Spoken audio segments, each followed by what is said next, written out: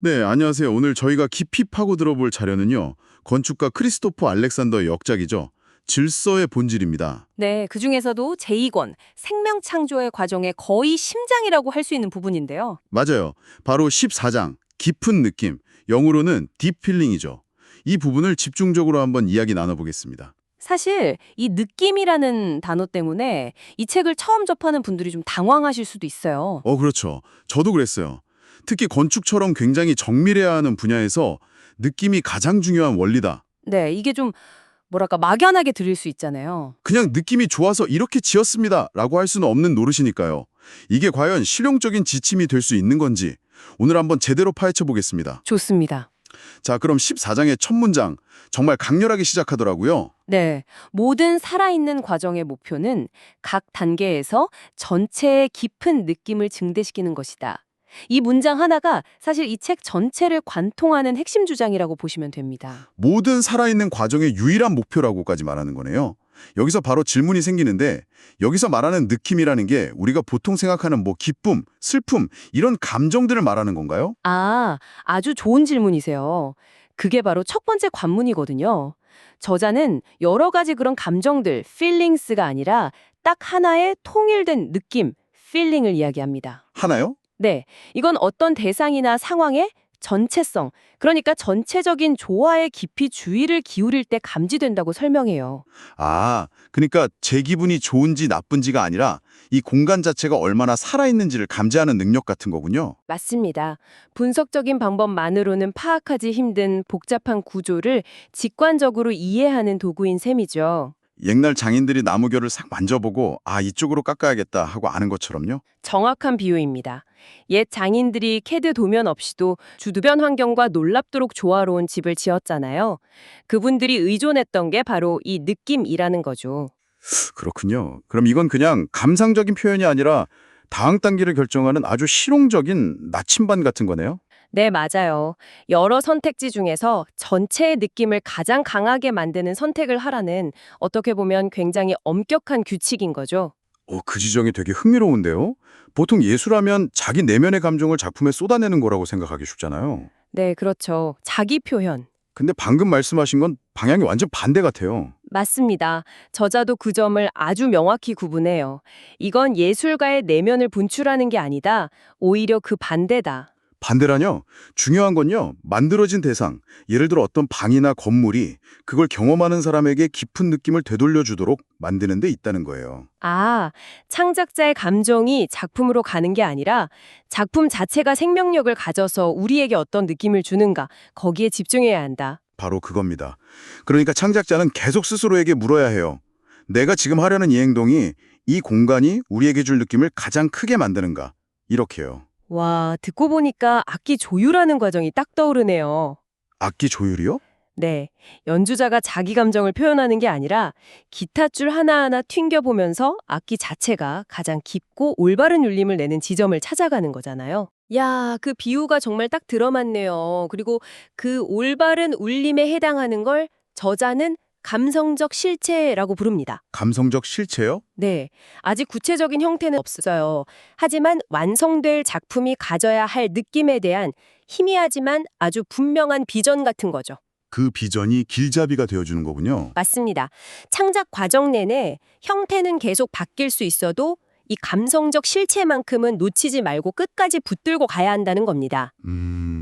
이론은 어느 정도 이해가 되는데 그래도 아직 손에 잡힐 듯 말 듯하네요. 그렇죠. 추상적이니까요. 책에 나오는 구체적인 사례를 좀 들어보면 더 와닿을 것 같아요. 네, 아주 재미있는 사례가 있죠. 저자가 직접 겪은 노란 꽃송이 그림 이야기인데요. 저자가 어떤 공간을 위해 그림을 그리는데 처음 마음속에 떠오른 비전은 빛나는 파란색의 느낌이었대요. 빛나는 파란색? 네, 아주 강렬하고 깊은 그런 파란색이었죠. 그래서 패널 전체를 그 파란색으로 칠하기 시작했어요. 계획대로 시작했네요. 그렇죠. 근데 아무리 노력해도 마음속에 그 강렬한 느낌이 그림에서 살아나지가 않는 거예요. 저 같으면 되게 좌절했을 것 같은데요. 저자도 결국엔 패널을 다 닦아냈다고 해요. 근데 바로 그 과정에서 중요한 걸 발견한 거죠. 뭘요?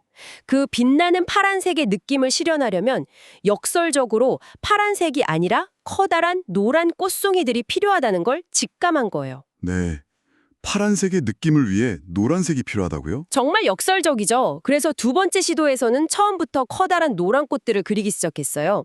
최종적으로는 그림 대부분이 노란 꽃으로 채워지고 파란색은 아주 작은 부분에만 남게 됐습니다. 와, 처음에 목표했던 그 빛나는 파란색의 느낌이라는 감성적 실체는 마침내 성공적으로 구현된 거죠. 와, 대단한 이야기네요. 눈에 보이는 형태가 아니라 손에 잡히지 않는 느낌을 끝까지 붙잡고 따라간 결과물이군요. 바로 그겁니다. 이번엔 좀 더 현실적인 문제, 빗속의 교실 이야기도 흥미로웠어요.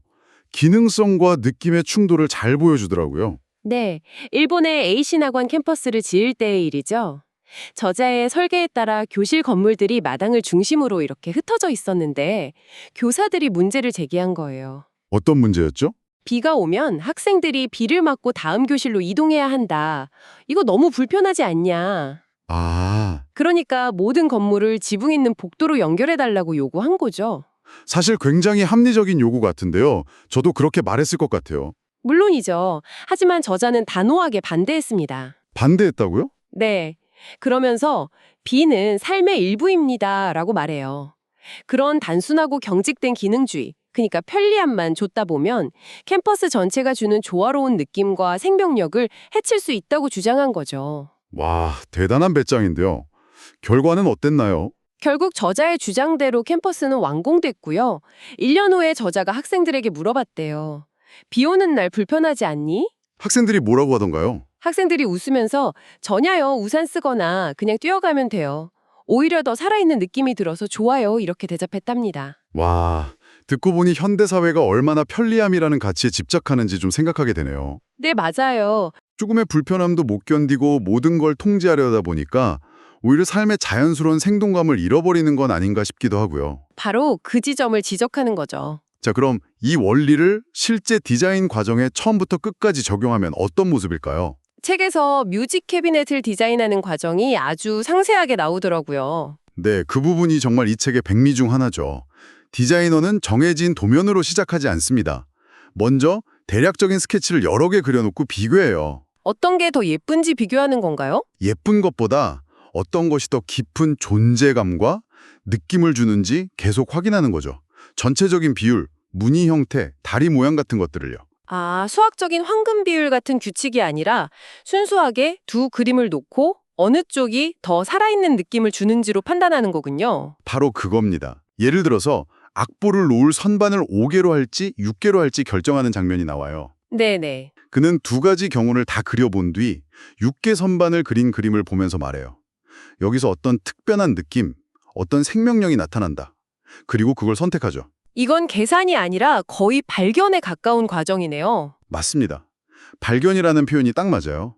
만들어가면서 최선의 형태를 찾아내는 거죠.